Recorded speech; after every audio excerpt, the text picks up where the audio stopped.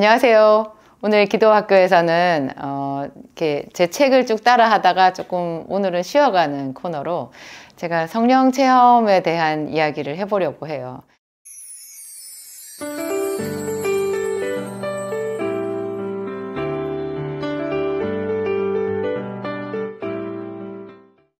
주제는 이래요.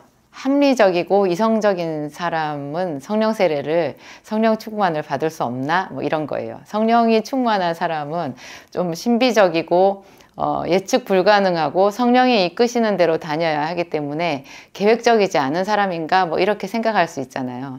제가 가지고 있었던 오랜 동안의 의문이었고, 그 부분에 대해서 하나님께 수십 년 동안 이렇게 조금씩 이렇게 깨달으면서 배워온 것 같아요. 결론적으로 말씀드리면요.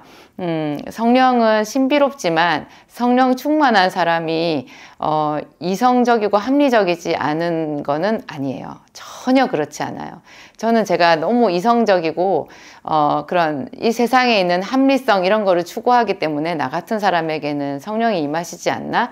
그런 생각을 많이 했었어요. 그래서 어쩔 때는 제가 방언을 받으려고 하도 애를 쓰다가 저한테는 임하지를 않아가지고 그냥 사지의 힘을 다 빼고 그냥 하나님만 이렇게 바라보면서 나도 내 이성적인 거 이런 거 하나님이 버리라면 다 버릴 수 있어 이렇게 생각하면서 마냥 성령이 임하기를 기다린 적도 있었고요.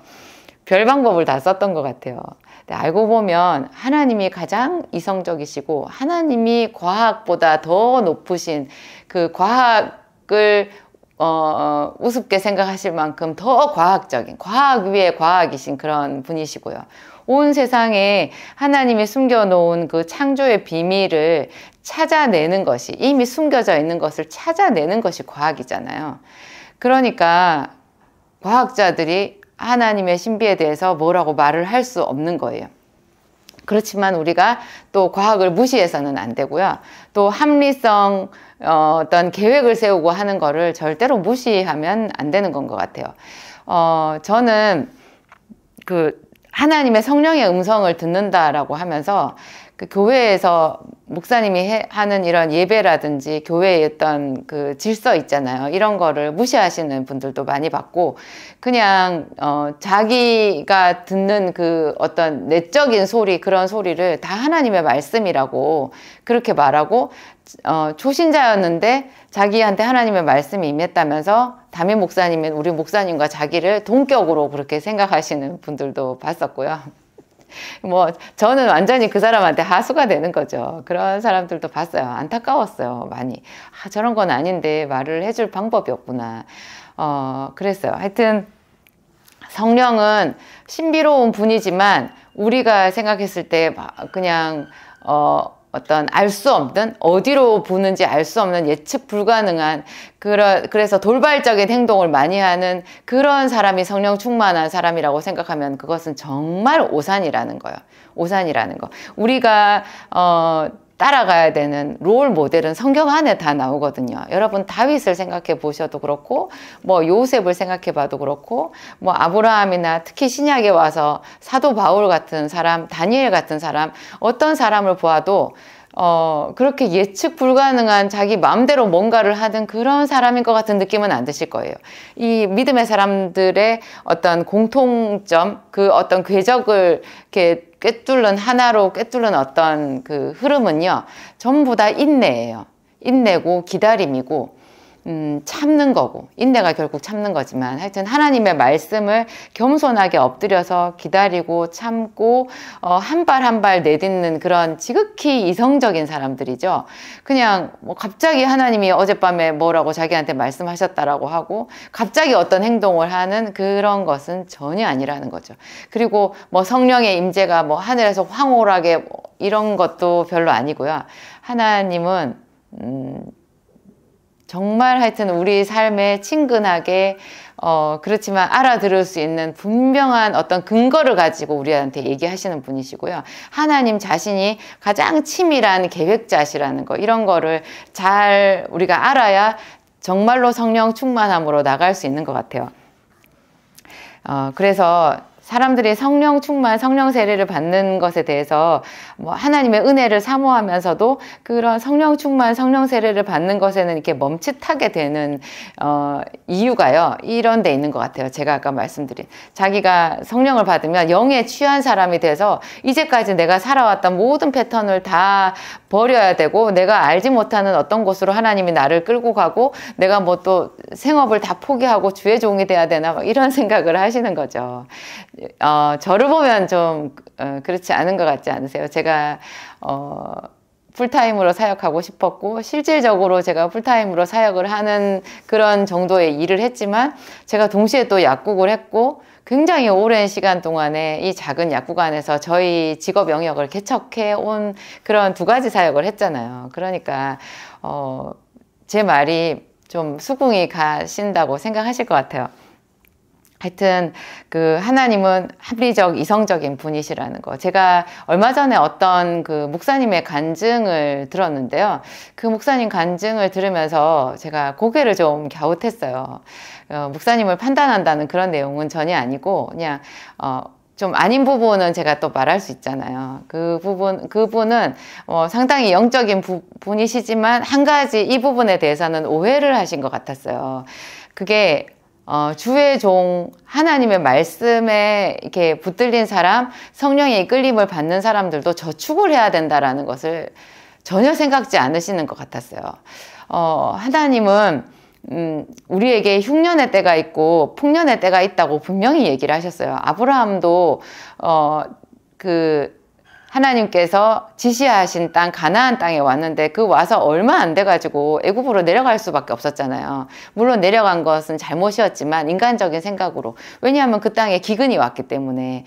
그래서 흉년이 왔어요. 그 흉년이 이삭 때에도 있었고 나중에 야곱 때에도 있었잖아요. 그런데 야곱의 아들인 요셉이 애굽에서 국무총리가 된 이유, 이 흉년 때문에 국무총리가 될 수 있었잖아요. 이제 요셉이 보디발의 그 집 안에 있는, 시위대장 보디발의 집 안에 있는 감옥에 죄수로 갇혀 있었든지 여러 해가 지났는데 그때쯤에 하나님께서 이제 바로 왕에게 꿈을 주셨죠. 바로 왕이 그 꿈을 꾸고 굉장히 두려워했어요. 그 두려운 마음조차도 하나님이 주신 거 아니겠어요? 뭐 꿈 하나 꾸고 왕이 그렇게 두려워하겠어요. 우리는 성경에 나와 있는 그 옛날 사람들이 지금 현대의 우리보다 훨씬 지능이 떨어졌을 것이다. 좀 우리보다 뭐 이렇게 시대가 많이 뒤떨어졌으니까 옛날 사람이니까 뭘 잘 모를 것이다 이렇게 생각하지만요. 제가 해를 거듭할수록 그런 생각은 틀린 것 같았어요. 그 당시에 그 애굽의 바로 왕도요, 지금 이 세상에 있는 어떤 통치자보다도 뛰어난 사람이었고 이성적인 사람이었어요. 근데 그 사람의 마음에 그렇게까지 하나님께서 역사하신 것 같아요. 두려움을 주고 그 꿈이 분명히 피할 수 없는 어떤 환란을 얘기한 것이고 어떤 대비를 해야 된다라는 그런 강렬한 마음을 같이 주셨던 것 같아요. 그래서 바로 왕이 깊은 고뇌에 잠겼고 그 술 맡은 관원장이 그 왕의 측근에서 보고는 그 꿈을 해석해 줄 수 있는 사람, 감옥에 있는 요셉을 생각한 거잖아요. 그래서 그 죄수의 신분이었던 요셉이 갑자기 옷을 다 갈아입고 수염을 밀고 왕 앞에 가게 되었는데요. 그때 요셉이 그 왕의 꿈을 정확하게 해석하잖아요. 그런데 여러분 생각해 보세요. 그 당시에 애굽의 그 대단한 바로 왕의 밑에 그 꿈을 해석할 만한 정말 그런 지혜 있는 자가 하나도 없었을까요? 없었을 리가 없어요. 여러분 그 꿈 누구든지 보면 답이 그냥 보이는 꿈이에요. 근데 그 꿈의 해석이라는 것이 문자 그대로의 해석, 7년의 풍년과 7년의 흉년이 있을 것이다. 근데 그 꿈의 결국이 뭐였어요? 7년의 흉년을 예표하는 그 파리한 7 이삭과 또 파리한 그 흉악한 7 암소가 그 앞에 그 살진 이삭, 살진 소를 다 잡아먹고도 더 씩씩거리고 더 잡아먹어야 될 것 같이 하나도 안 먹은 것 같이 그랬다고 했잖아요. 이미 결론이 난 거예요. 이것은 흉몽이었거든요. 그래서 감히 왕 앞에 그 꿈을 해석을 하려고 입을 놀릴 만한 용기를 가진 사람이 없었던 거예요. 이게 흉몽인데 이것을 기란징조로 바꿀 만한 지혜가 있는 사람이 없었던 거죠. 꿈 자체의 문자 그대로의 해석은 누구나 다 했을 것이라고 저는 확신이 들더라고요. 제가 이 확신이 드는 데까지도 시간이 많이 걸렸지만 했지만 나중에 보니까 그랬어요. 근데 요셉의 지혜에 빛나는 부분은 하나님이 이 세상을 통치하시고 하나님은 당신의 이름을 부르지 않는 이방 사람이라고 할지라도 망하는 것을 기뻐하는 신이 아니라는 그런 분명한 믿음이 있었어요. 요셉에게는 그 하나님의 선하심에 대한 믿음이 있었어요. 그래서 전제를 둔 거죠. 하나님이 바로 왕에게 그 속히 하실 일에 대해서 두 번의 꿈을 겹쳐 꾸게 한 것이다. 그러면서 이제 얘기를 하는 거예요. 이게 7년의 풍년, 7년의 흉년인데 하나님께서 바로 왕을 위협하기 위해서 이렇게 말씀을 주신 것이 아니라 이 7년의 풍년의 때에 잘 저축을 해두면 7년의 흉년의 때를 넉넉히 이길 수 있다, 이렇게 얘기를 한 거죠. 꿈은 흉몽이었지만 요셉은 그 위에 플러스 알파가 있었던 거예요. 이런 지혜가 요셉에게 있었는데요. 이것은 분명히 우리가 알잖아요. 그 바로 왕이 말했어요. 너처럼 하나님의 신에, 너처럼 신에게 감동된 자를 우리가 어디서 얻으랴?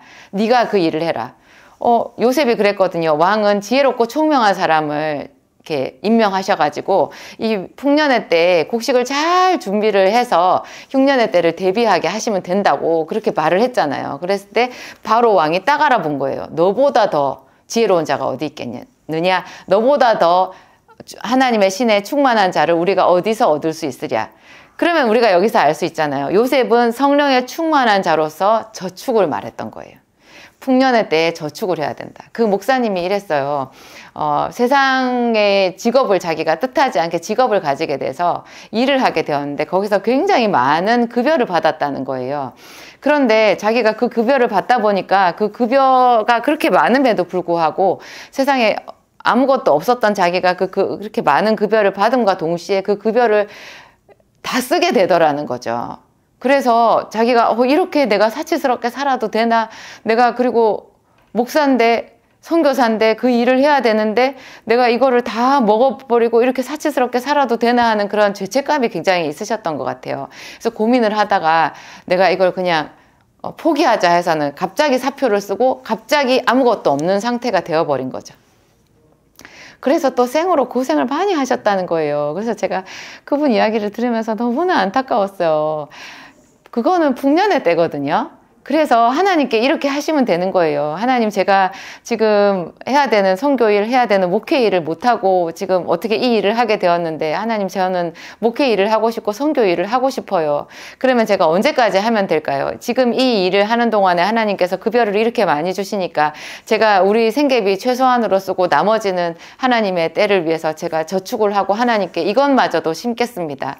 지금 제가 이렇게 일하는 이 자체도 하나님께서 흠양하시는 그런 예물이 되기를 원합니다. 이렇게 하셨어야 되는 거예요. 그래서 기간을 정해놓고 하나님께 기도하고 기간을 정해놓고 그 기간 동안에 열심히 일하고 그 일하면서 세상 사람들과 어깨를 겨누면서도 우리가 얼마든지 더 선교를 할 수도 있고, 그렇죠. 그 일 자체를 통해서 세상에 대한 하나님의 이치를 우리가 또 터득할 수 있는 훈련의 장이 될 수 있거든요. 우리가 성경에 그런 예도 나오잖아요. 사도 바울이 그 고린도에까지 흘러갔잖아요. 이제 빌립보에서 그 다음 또 어디 아덴을 거치고 또 데살로니가 거치고 베레아를 거치고 이렇게 하면서 결국에 고린도까지 갔는데요. 그 고린도에서 사도 바울이 자기 선교 일행도 다 떨어져 나가고 자기 혼자서 거기서 장막 짓는 일을 하면서 이렇게 직업인으로서 살았던 거잖아요. 그러면서 그 사람이 안식일마다 회당에 가서 하나님의 말씀을 가르쳤는데 그때 하나님께서 사도 바울에게 두려워하지 말고 잠잠하지 말고 내 말씀을 전하라. 이 성에 내 백성이 많음이니라. 그런 이야기를 하셨어요.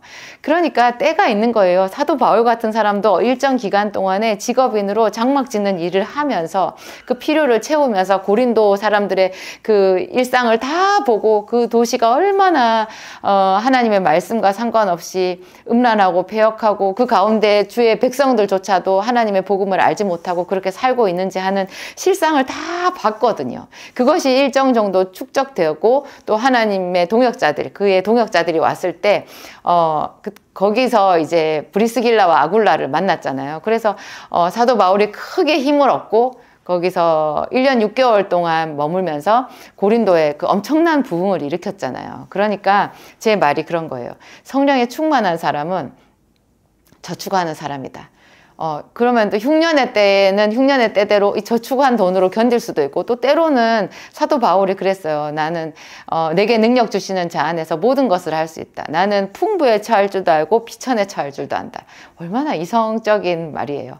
하여튼 그 성령에 충만한 사람들은요, 평소에도 자기의 물질 관리를 잘하는 사람이에요. 그래서 꼭 뭐 쓰고 남을 정도로 이렇게 풍족한 돈이 아니더라도 평소에도 하나님께서 우리에게 주시는 물질이 있잖아요. 그 관리를 잘 할 수 있어야 되고, 정말로 성령 충만한 사람은 투자도 잘 할 수 있어요. 여러분, 모든 믿는 사람들이 다 가난해야 다 경건할까요? 어떤 사람은 하나님께서 충성되이 여겨주셔서 많은 물질을 맡길 수 있고요. 그건 그 사람이 지략적으로 일하고 그 자기의 직업의 세계에서 정말 탁월한 어떤 능력을 구비했을 때 하나님이 덤으로 주시는 상급일 수 있거든요.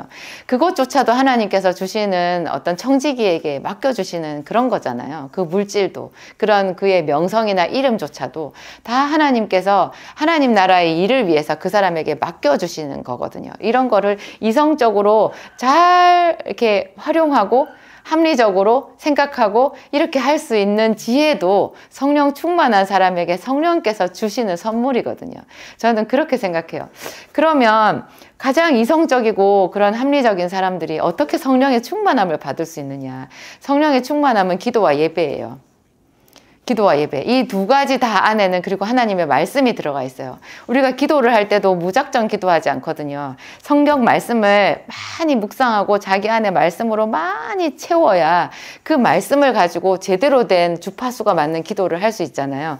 그리고 예배는 뭐예요? 예배는 목사님을 통한 선포되는 하나님의 말씀이 있고, 그리고 찬양이 있고, 그리고 기도가 있는 그것이 예배거든요. 예배는 이런 종합 세트예요. 기도와 말씀과 찬양과, 그리고 성도들이 함께 하니까 교제까지 있는 그것이 예배거든요. 이런 예배의 자리에는요, 그냥 아무 준비가 안 되어 있는 사람도 거기 앉아 있기만 해도 성령의 흐름에 노출이 돼요. 그래서 일주일에 한 번 주일 예배 드리는 걸로 성령 충만 이런 거 생각하지 마시고요. 예배의 자리에는 한 번이라도 더 가서 앉아 있는 것이 정말 성령 충만을 사모하는 사람의 기본 자세예요. 예배는 그런 것 같아요. 제가 이번에 많이 아팠잖아요. 그래서 수술 받고 나서는, 암 수술 받고 나서는 제가 그래도 생각보다 빨리 예배의 자리로 돌아갈 수 있었는데요. 항암은 한 번밖에 받지 않았지만 수술을 하고 나서 3주 만에 받은 항암이라서 그런지 어쩐지 저는 그 항암이 완전 저한테 죽음이었어요. 한 번 받았는데도. 그래서 제가 예배를 드리러 갈 수가 없는 거예요. 그렇게 사모하는 그 예배의 자리에. 그래서 저도 어쩔 수 없이 집에서 이게 유튜브 해놓고요, 그 영상으로 예배를 드렸는데 너무너무 마음이 아팠거든요. 근데 또 주일 예배는 또 그나마 제가 어떻게 제 몸을 이끌고 가서 예배의 자리에 저를 앉혀 놓을 수가 있었는데, 한 번인가 빠지고 그다음부터 갈 수 있었는데, 제가 저희 교회에 있는 그 금요일 날 밤에 있는 금요 성령 집회에는 꽤 여러 번을 못 갔어요. 갈 수가 없었어요. 제가, 왜냐하면 밤 8시만 되면 제 몸의 모든 배터리가 다 방전이 돼버리는 거예요.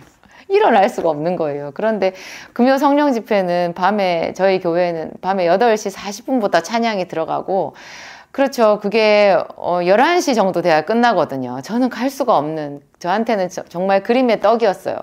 그래서 영상으로 이렇게 예배를 드리는데 집에서 누워가지고 눈 감고, 왜냐하면 눈을 뜰 수도 없으니까 눈 감고 이래가지고 그 찬양 들으면서 하는데, 어느 날인가 갑자기 제가 오늘은 어떻게든지 가야 되겠다, 그냥 오기가 생기는 거예요. 나 가서 그 자리에서 쓰러져 눕더라도 내가 그 예배 자리 가야 되겠다라는 생각이 딱 드는 거예요. 그날 가서 저 괜찮았잖아요. 와, 부어주시는 그 은혜가 있었어요. 그 전날까지도 제가 8시 되면 방전됐었거든요. 근데 그날 그 예배 자리에 제가 겨우 앉아만 있었는데도 그 흐르는 그 속에 충만한 성령의 보이지 않는 은혜가 있어요. 여러분, 이런 거 알면요, 다 예배 자리 가실걸요. 제가 그래요. 사람들이 모르니까 이 예배 자리에 나오지를 않는 거야. 사람들이 모르니까 이거를 다 알아야 되는데, 내가 정말 나팔수 같이 모든 사람들한테 외치고 싶다. 예배의 자리, 이게 얼마나 좋은 건지 말하고 싶다. 그런 생각이 들었어요. 성령 충만, 그렇게 지속적으로 예배의 자리에 앉아 있는 것, 그리고 성심을 다해서 예배를 준비하고 예배에 헌신하는 것, 봉사자로도 하세요. 목사님에게 도움이 되고자 하는 그런 사람이 되어보세요. 하나님께서 덤으로 주시는 상급이 있어요. 저희 교회 개척교회였잖아요. 지금은 그래도 감사하게도 사람들이 많이 오셨는데 아직까지도 좀 부족한 부분들이 많이 있거든요. 어쨌든 여러분, 좀 작은 교회, 뭔가 부족한 게 많은 교회, 그렇지만 열정이 있는 목사님, 순수한 사모님, 그런 교회를 찾으세요. 그래서 거기 가셔서 여러분이 하나의 미랄이 되세요. 그 어마어마한 상급이 있어요. 그 교회가 성장하면서 혹은 성장하지 않더라도 거기서 여러분들이 희생하는 그것 하늘에서 보고 계신 분 계시잖아요. 여러분들한테, 여러분의 자녀들한테 주시는 상급이 굉장할 거고요. 그런 교회를 찾는 것조차도 하나님께서 기뻐하세요. 마치 하나님 저에게 기도를 가르쳐 주세요, 길을 보여주세요 하는 기도를 기뻐하시는 것처럼 하나님 제가 섬길 교회를 찾고 있어요. 하나님 그런 주의 종을 만나게 해주세요. 뭐 아무 교회 나가서 교회는 다 이상하네, 나는 교회는 안 맞는 것 같아 하고 안 가버리는 사람들보다 이런 사람들, 하나님이 어떤 분인데 당신의 주의 종이 제대로 된 주의 종이 없겠어요. 하나님이 어떤 분인데 그 교회는 그리스도의 몸된 피값으로 사신 교회잖아요. 하나님이 어떤 분인데 그런 주의 종들이 없겠어요. 많아요. 여러분 찾아보세요. 저도 저희 목사님 개척하기 전에 그런 교회 찾게 해달라고 하나님 앞에 간절하게 기도하고 했던 적이 있었거든요. 그냥 대충 찾아보고 없다라고 생각하는 거, 그것도 하나님을 하나님으로 인정하지 않는 뭔가 서글픈 여린 신앙이라는 생각이 들어요. 기도하시겠습니다. 하나님 아버지 감사합니다. 우리에게 술 취하지 말고 오직 성령에 충만하라고 하나님께서 말씀하셨습니다. 하나님께서 구하는 자에게 좋은 것을 주시지 않겠느냐. 그런데 그 좋은 것은 또한 성령이라고 우리에게 분명하게 말씀하셨습니다. 우리가 구하는 그 어떤 것보다도 성령은 모든 것 위에 뛰어난 하나님의 선물이고 우리가 가장 사모해야 되는 그런 것인 줄 믿습니다. 성령은 예수의 영이시고 성령은 하나님의 영이시고 성령은 기쁨의 영이시고 돌파의 영이시고 지식과 지혜와 명철을 주는 영이십니다. 하나님 구하오니 성령을 우리에게 부어주시옵소서. 우리가 기도하는 것도 그 성령을 받기 위함입니다. 성령으로 충만하여 각 있는 곳에서 하나님의 자녀로 빛과 소금이 되는 것입니다. 하나님 우리 아버지 기도학교에 와서 기도를 배우며 당신께 기도하는 모든 자녀들에게 아낌없이 베풀어 주시옵소서. 성령으로 말씀을 조명하시고 성령으로 새 힘 주시고 꿈을 주시고 하나님 성령으로 모든 막힌 담을 허물어 주시고 하나님 우리 아버지 기도의 용사들이 다 되게 하여 주옵소서. 하나님 우리 아버지 감사합니다. 우리 아버지가 되어 주셔서 감사합니다. 우리의 기도에 귀를 기울여 주셔서 감사합니다. 모든 것에 감사하며 예수님의 이름으로 기도하였습니다. 아멘.